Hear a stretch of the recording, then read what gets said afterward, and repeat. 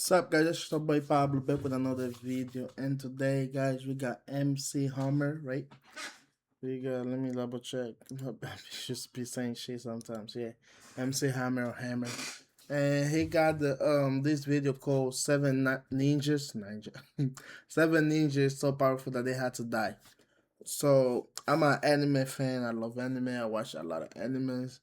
If you watch anime, subscribe and comment down below what is your favorite anime. But right now we're talking about Naruto. So he will give us 7 ninjas that were so powerful that they had to die. We will just react to what he's saying and see if that's true or not. So without taking too long or taking any of your time and my time, because this video is 30. How you do it? Wow. Well, it's 30. 30. It's 30. It's 30 minutes long, so let's start it now.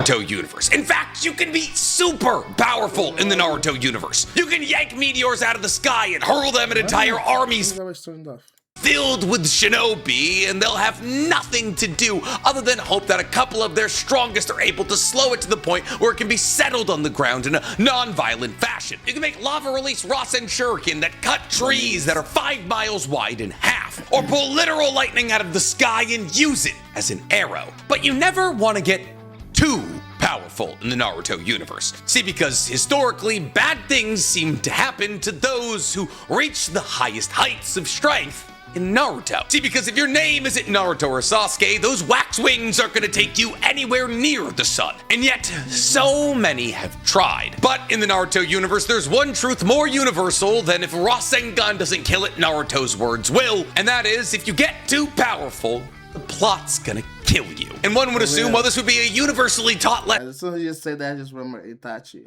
Itachi was so powerful that the universe had to kill him, basically. Sasuke didn't kill Itachi, yo. Get off your fucking feelings. Sasuke didn't kill Itachi. Itachi died out of sickness. That fight, he was just him dying out already. Like, he was one step in the coffin, bro. He was not healthy at all. Let's see. Itachi, Shisui.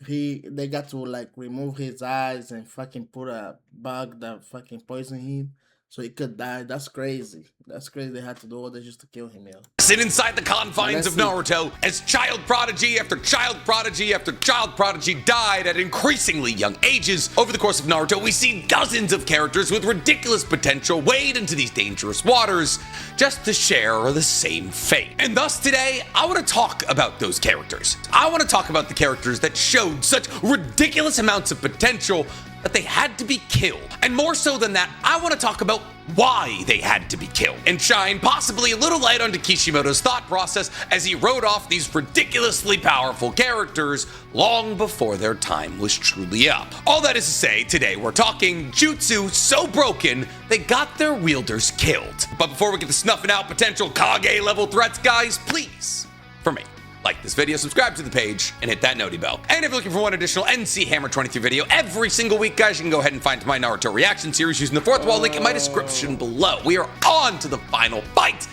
and things are heat. Because in order to make this list, there has to be a legitimate reason in my mind why Kishimoto had to get rid of this character in order to make sure that in the end game of Naruto, they wouldn't mess everything up. All that is to say is every single one of these characters that I put on this list was not only killed off, but also killed off because either their involvement in the furtherment of the story would have changed the trajectory of the story drastically, or because if they were still around, people like Naruto and Sasuke wouldn't be as necessary in final fights like the battle against Kaguya and Madara. So you're not going to see characters like Tayuya, Asakan, or Ukon, the vast majority of the Akatsuki, and so on and so forth, because those characters were killed for being antagonists rather than being potential plot bumps down the line that would make finishing Naruto as a story more difficult. And the same goes for characters like Neji and Asuma, who were killed for emotional impact rather than the inconvenience they may present down the line. That's the big thing I want to hammer home here. These characters were killed because of the inconvenience that they would have brought upon the writer, Kishimoto, down the line. And in almost all of the circumstances that we're going to talk about today, 7 of them, that inconvenience came from the fact that these characters were just inherently written to be too strong from the jump.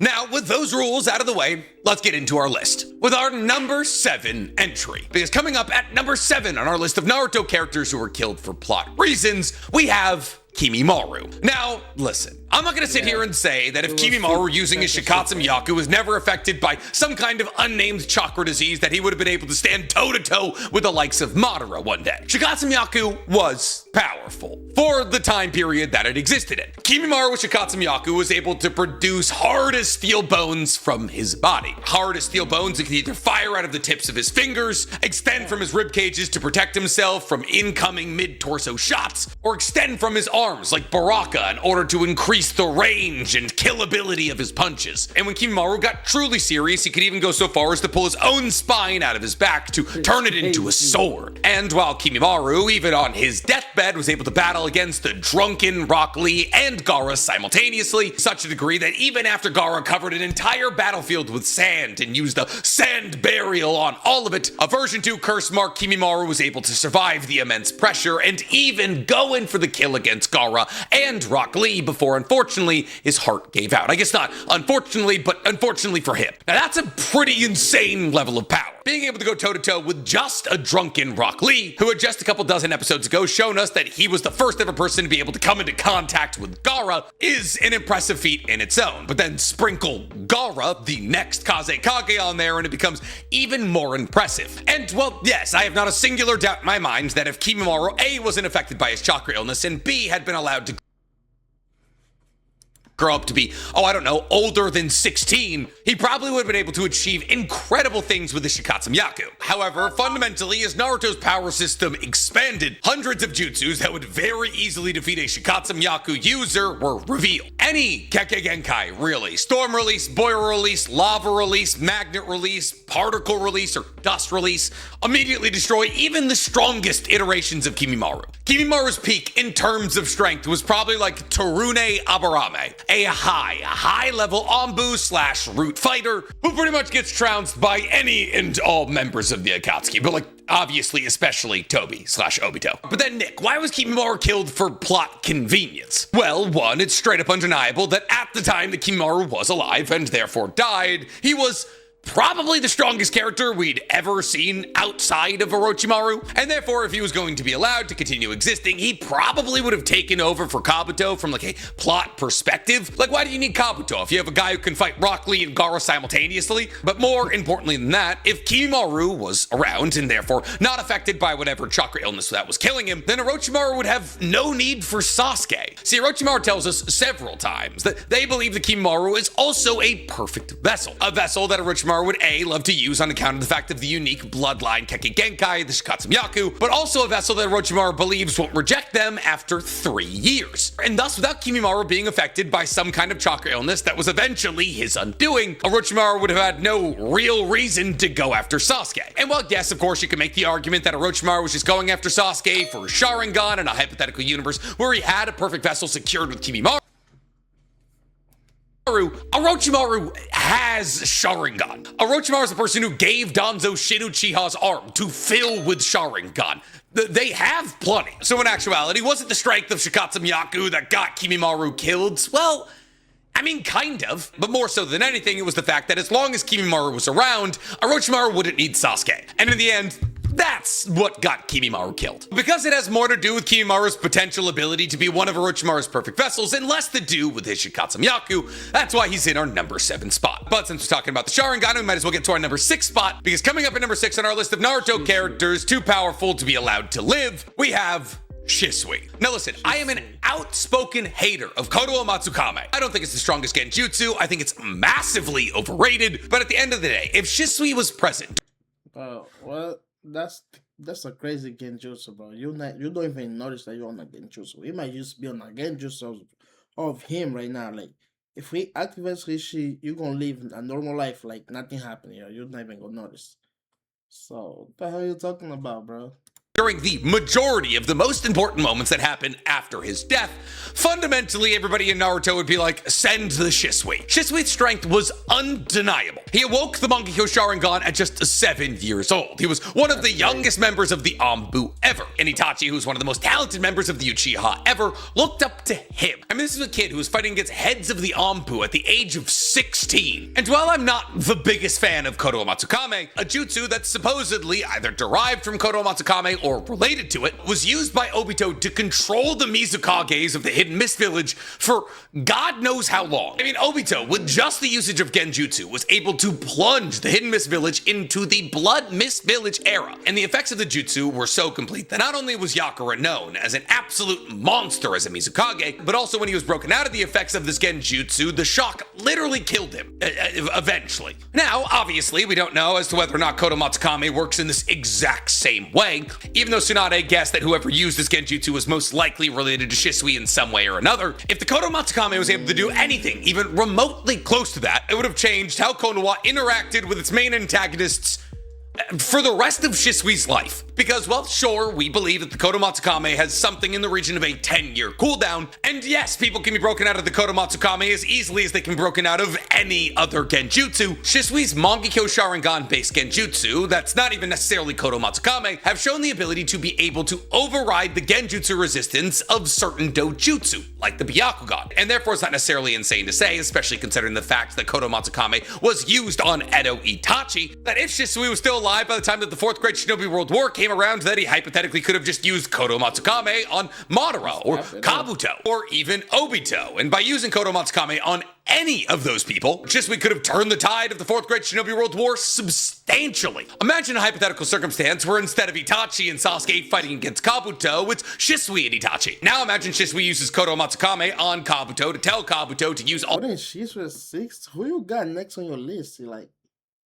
Damn. All the Edo Tensei soldiers that he brought back to life to fight for the Shinobi Alliance. And even if Kabuto isn't able to redirect Madara, all of those ridiculously powerful Shinobi, now in addition to the Shinobi Alliances fighting against Madara, would seriously sway the tide of war. So yeah, not only did he have to die, but also his Kodo Matsukame eyes had to be destroyed, which is why after Itachi used Kodo Matsukame on himself through the medium of his crow, he lit the crow who had never done anything but serve him faithfully on fire with Amaterasu, and why Danzo in his dying moments destroyed the other Kodo Matsukame eye with his hand, ensuring that Obito would she lagging a little bit on my ears. Never get it. It's a Sharingan ability that probably never should have existed in the first place, and therefore Kishimoto had to make sure that it was well and truly gone heading into the Fourth Great Shinobi World War. Now as to why Obito never used the Genjutsu ability that he used on Yagura again.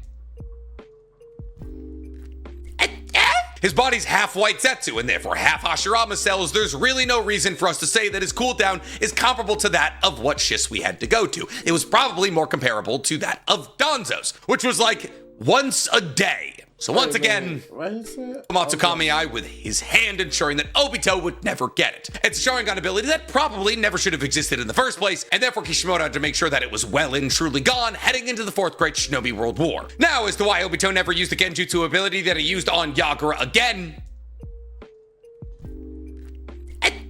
His body's half white Zetsu and therefore half Hashirama cells. There's really no reason for us to say that his cooldown is comparable to that of what Shisui had to go to. It was probably more comparable to that of Danzo's, which was like once a day. So once again, But since we're talking about the Sharingan, we might as well talk about our number 5 spot. He's coming up at number 5 on our list of Naruto characters so powerful they had to be killed. We have Itachi. Listen, Itachi's got all the same accolades that we gave Shisui. He awoke his Mangekyo Sharingan at the ripe age of 12 years old after cutting down Shisui. He was the youngest ever Anbu captain. He had the second highest grades coming out of the Shinobi Academy in the history of the Leaf. He held the record for fastest completion of the Forest of Death until Gaara broke it, but he did it by himself. Not that Gaara really needed Kankuro or Tamari's help, but still, he killed the entirety of the fighting force of the Uchiha by himself and prolonged his life artificially to fight Sasuke at the peak of what he could achieve before he unlocked his own Mangekyo Sharingan just in order to kill one of the legendary Sannin. Now that is insane. However, Itachi, just like Shisui, had to go. Now, I know some of you are saying, oh, Nick, but Itachi came back during the 4th Great Shinobi World War. Yeah, I know. That's why Kishimoto put him on the get rid of the Edo Tensei ninja duty. See, pretty much the only two things that we see Itachi do over the course of the 4th Great Shinobi World War are seal undoubtedly the strongest ninja outside of Madara brought back using Edo Tensei Nagato, and then break the Edo Tensei control of Kabuto, releasing all of the ninjas that he had brought back to life. So, you know, basically saving the world by sealing Nagato, who at that moment in time was maybe as powerful as Madara, considering the fact that he was at his full strength, and then single-handedly kind of saving the world by forcing Kabuto to release his Edo Tensei, which should have gotten rid of Madara. That is to say that during Itachi's short time of being back alive as an Edo Tensei reincarnation, he struck the killing blow to essentially a Madara-level threat, and then effectively saved the world if Kishimoto didn't need to write another 120 chapters of the story. Yeah, he had to go. See, because while he... Bro, Itachi was just the GOAT, like... There is no comparison, bro. Itachi was just the goal. He knew exactly what to do the moment they told him, yeah, we are war. He like, oh, I bet. Like, yeah, I know what to do.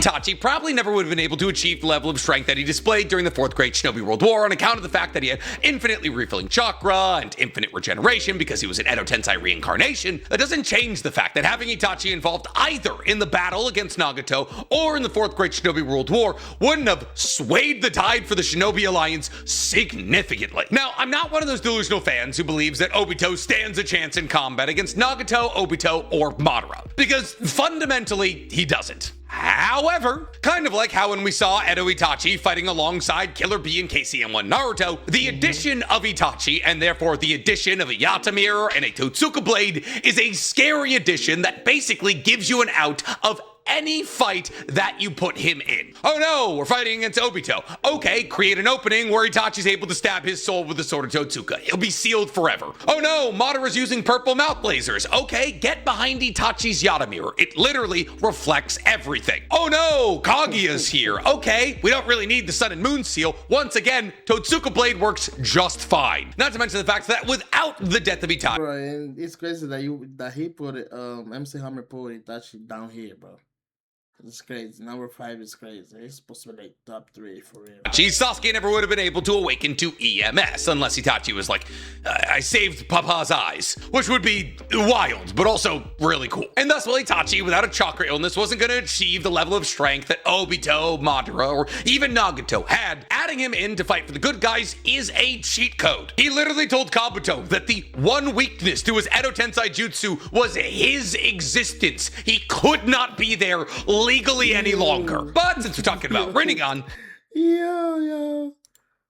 the level of strength that Obito, Madara, or even Nagato had, adding him in to fight for the good guys is a cheat code. He literally told Kabuto that the one weakness to his Edo Tensei Jutsu was his existence. He could not be there legally any longer. But since we're talking about Rinnegan, let's get to our number 4 spot. Oh, my technique got no fucking got no weakness, and I pull up out of nowhere and tell you like, yo, I'm the weakness for your technique. Like, god damn, nigga. Kaki is shit. Actually, before we even do that, also Tsukiyomi, it's canonically worked on 2 Sharingan wielders in Sasuke and Kakashi. There's really no reason for us to believe that it couldn't hypothetically work on people like Obito or Madara or Nagato. And while that is a stretch, I'm willing to admit that, all it has to do is work once, because Itachi has literally shown the ability to kill people with Tsukiyomi. Anyways, since we were talking about Rinnegan, let's get to our number 4 spot. Because coming up at number 4 on our list of Naruto characters so powerful they had to die, we have Nagato. Listen, full power Nagato was a problem. And once again, kind of like with Itachi, the Edo Nagato that we saw in the 4th Great Shinobi World War is probably stronger than any iteration we would have seen if he hadn't gotten sick or tried to control the outer path. Unfortunately, that case is a little shakier than it is with Itachi, because Nagato is a full-blooded Uzumaki, and therefore basically had access to infinite chakra anyways. And considering the fact that multiple Uzumaki have been able to act as mobile health kits that you can just bite into and fill your chakra and heal from even the most grievous wounds, it's also not crazy for us us to assume that Nagato had a pretty crazy healing factor. And as to whether or not he could use the Naraka path or the King of Hell path to heal himself, we can't say. We've never seen anybody try to use it on something that wasn't already a corpse. But if we do say that Nagato, if he had never tried to control the outer path in a fit of rage at Yahiko's death, would be able to achieve the level of power that he depicted in the 4th Great Shinobi World War, yeah, it would make sense that he wouldn't be allowed to be around. See, because I know what a lot of you are thinking, but Nick, we see Nagato be defeated by a Sage Mode Naruto, and we do. Kind of. See, the Nagato that we see fight against Naruto isn't really full-powered Nagato. After Nagato summons the Geto statue, he gets stabbed with a bunch of chakra rods that immobilize him basically for the rest of his life. Because this, in order to go do all his nefarious Akatsuki-based deeds, he needs to create these 6 paths of pain. 1 path for each of these 6 paths of the Rinnegan, with Nagato kind of representing control over the outer path, or the I didn't know that. I forgot about that fact. That's why he never walked. That's why he was just standing there always. The bunch of chakra rods that immobilize him basically for the rest of his life. Because this, in order to go do all his nefarious Akatsuki-based deeds, he needs to create these 6 paths of pain. 1 path for each of these 6 paths of the Rinnegan, with Nagato kind of representing control over the outer path, or the Geto statue. But the Nagato that we get during the 4th Great Shinobi World War is not hindered by this issue. Yes, when he's brought back to life initially, he's his withered away self that needs to be carried by Itachi. But the second that he absorbs some of the chakra of either Naruto or Killer Bee, I genuinely cannot remember which, he gets right back on the horse. That is to say that immediately he's as healthy as can be. And it's this version of Nagato who is actively fighting against KCM1 Naruto, Killer Bee, who is a perfect Jinchuriki, and Edo Itachi, the strongest version of Itachi we've ever seen, is yelling out to the people he's fighting against, telling them how to defeat him. And even with a 3-on-1 he's fighting and the advice he's giving them, it takes the combined forces of 3 of the strongest people in the universe, all teaming up together with their most powerful offensive long-range attacks to ensure that they don't get sucked into his Chibaku Tensei. I'm not saying that if he was still around during the 4th Great Shinobi World War, he might have been able to defeat Madara in a 1v1, but I'm also not. So he was stronger than Itachi? That's crazy. That's crazy. Being stronger than Itachi is a flex, bro. It's crazy. Yeah. Naruto could have been Itachi trying to stop him. That's crazy, bro.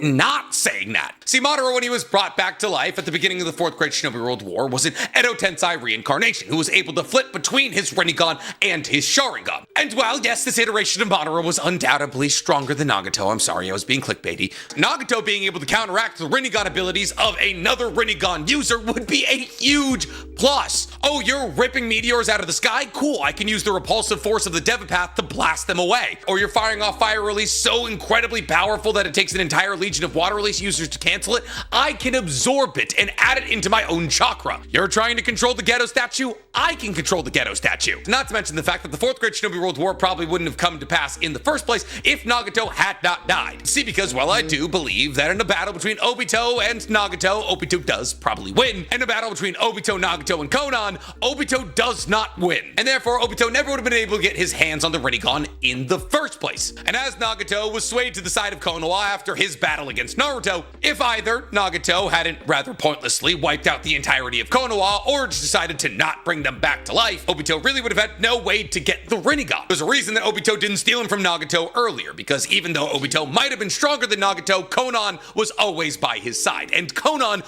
almost 1v1'd Obito. And like objectively kind of did. He literally died, but he had to— She killed him.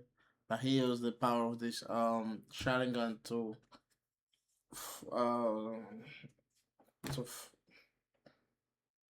change reality. rewrite reality. But since we're talking about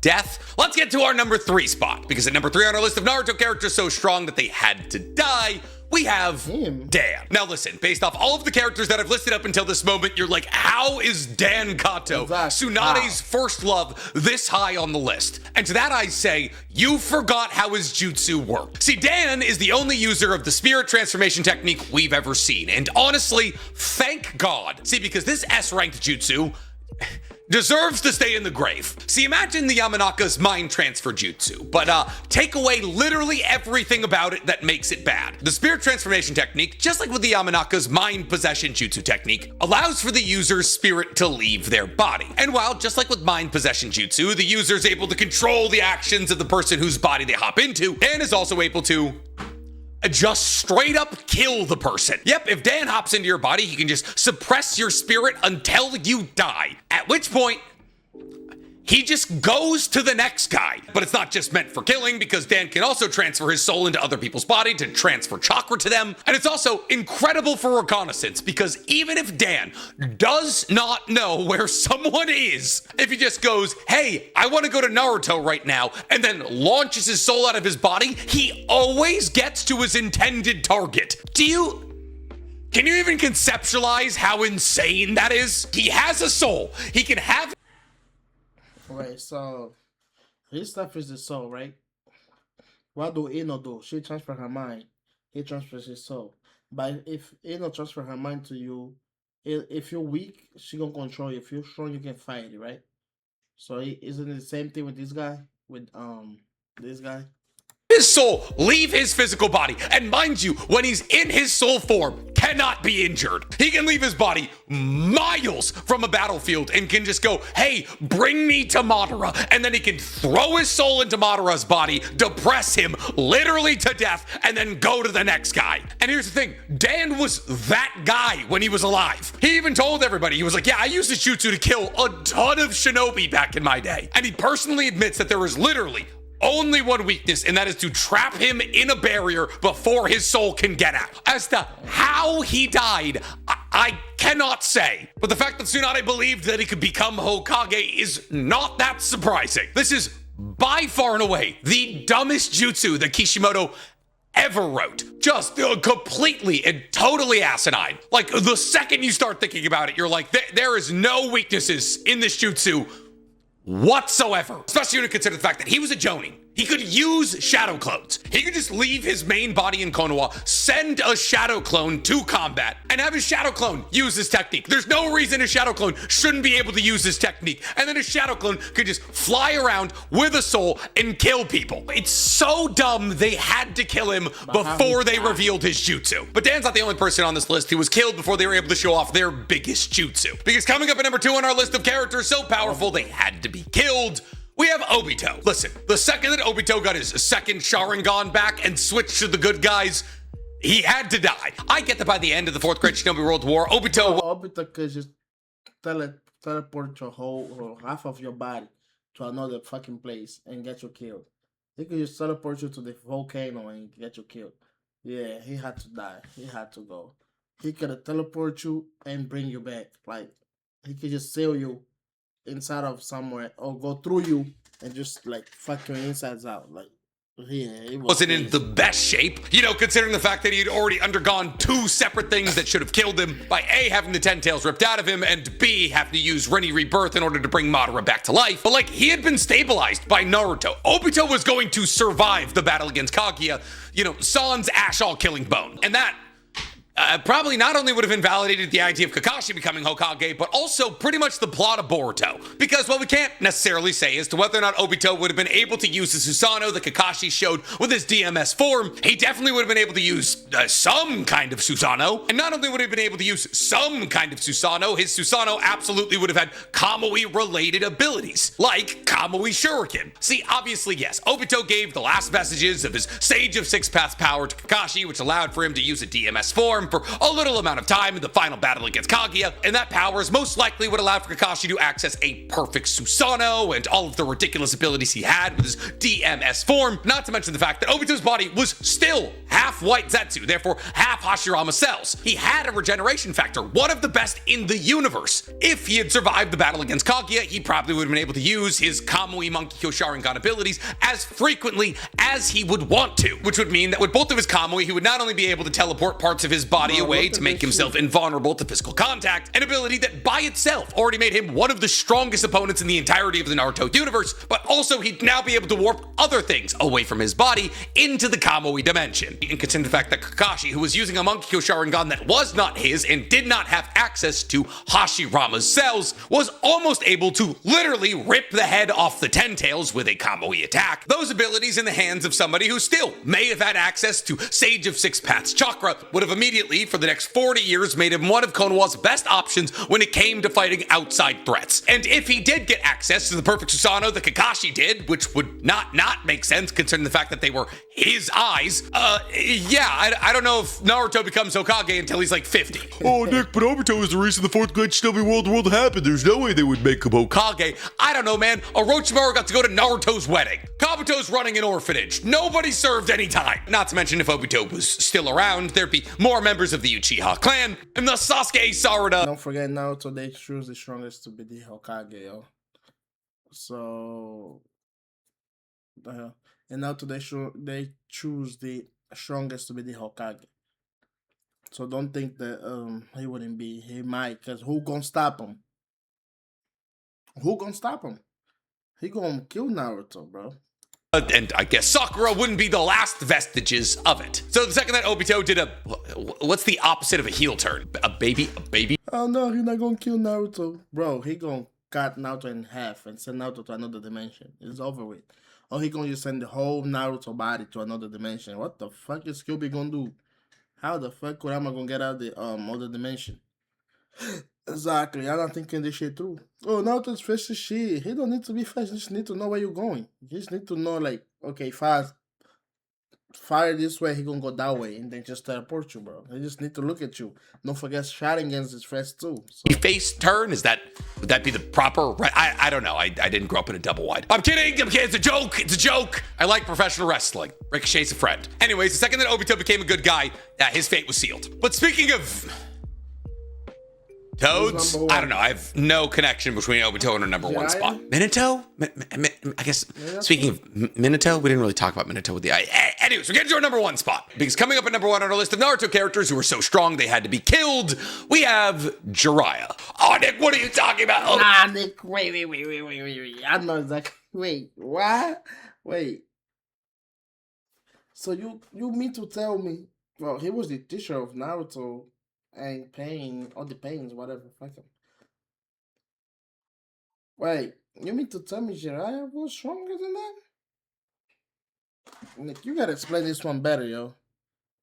Obito is so much stronger than Jiraiya, and you're right, he is. However, the second that Jiraiya showed that Demonic Toad confrontation chant can work on foes as strong as these 6 paths of pain, yeah, done for. Because if we could be even just so for real for like 2 seconds, Jiraiya went about fighting the 6 paths of pain like an idiot. Outside of the fact that Jiraiya had already lost an arm and been stabbed through the other one by the time he decided, you know what, maybe I will go back and fight those other 5 paths of pain who just mysteriously came back to life. You know what Jiraiya could have done instead of running away from 6 paths of pain while Ma and Pa's voices warmed up in order to get prepared for Demonic Toad confrontation chant? He could have just waited in the gigantic toad stomach he can summon that is a separate dimension that nobody else can access. Oh, hey, it takes a couple minutes for Ma and Pa to get ready to sing this song. Cool. Do it in the green room. And then when their voices are good and ready to go, leave the green room and use the audio-based genjutsu that apparently works on everybody and everything so long as they can hear it on all 6 paths of pain simultaneously. Because the second, and I mean the second, they hear that genjutsu, they die. The only way to escape Demonic Toad confrontation chant is to be stabbed through the chest with a gigantic veiny sword. Oh no, Obito's fused with all 9-tailed beasts and he's got wings now and Truth Seeker orbs. Jiraiya bomb. Oh no, Madara's been brought back to life by Obito being forced to use Ready Rebirth. Jiraiya bomb. Oh no, Kaguya is descending back down. Jiraiya bomb. Do you know how much fear villains would live in the Naruto universe if they knew it legitimately any moment anybody with flying Raijin could just drop Jiraiya with Ma and Pa fused to his shoulders as they sing a song that is guaranteed to kill them? That's like a Japanese horror movie where if you stay up past 12 watching a haunted VHS, a man with toads on his shoulders sings you to death. Oh, they can only sing it once a day. Cool. There's like 4 opponents over the course of the entirety of the 4th Great Shinobi World War. Oh, it probably wouldn't work on people with advanced healing factors like Madara or Obito when they were their 10 tails forms. I don't know if it would. I'm willing to try and find out. Yeah, they might be a 10-tailed Jinchuriki, but they also have ears. I knew the second I saw him bust out the insta-kill audio genjutsu that he needs to do nothing for, mind you. It was raps. Also, kind of makes you wonder why Naruto and or Minato never tried to use it. It wasn't a Jiraiya-specific ability, it is a Ma and Pa-specific ability, and they both survived the fight against Nagato. But we probably never see either Naruto or Minato try to use it, because if they did, well, story'd be a lot shorter, and shorter stories technically sell less copies. But with that, that's all the jutsu that I believe were so powerful they got. I don't know. I don't know how I feel about the first one, yo. I don't know. He could be like number 3 or 4. Yeah. I don't know. And I don't know if I feel like Obito. I'm cool with Obito because yeah. But I don't like choice number 1, yo. What y'all think? Do y'all think I'm tripping or anything? Shout out MC Hammer for making that video though. I fucks with him. I watch all his videos and shit like that. I just wanted to bring this to y'all and see if y'all fuck with anime the same way as I do. Without too much stopping, I'ma go. I'ma leave you. My family needs me. See y'all later. Enjoy your Valentine's Day. I'm out.